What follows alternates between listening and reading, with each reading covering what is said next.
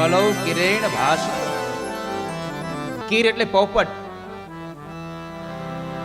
અને અહીંયા સુખદેવજી મહારાજ જે ગાય છે એને તમે સાંભળો તો તમારા મૃત્યુના ભયમાંથી તમે છૂટી જશો.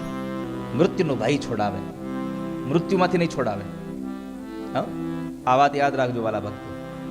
મૃત્યુનો કેવળ ભય છોડાવશે, મૃત્યુમાંથી નહીં છોડાવે. કેમ કે આ સંસારનો નિયમ છે, જે આવે છે એ જાય છે, જે જાય છે એ પાછો આવે છે.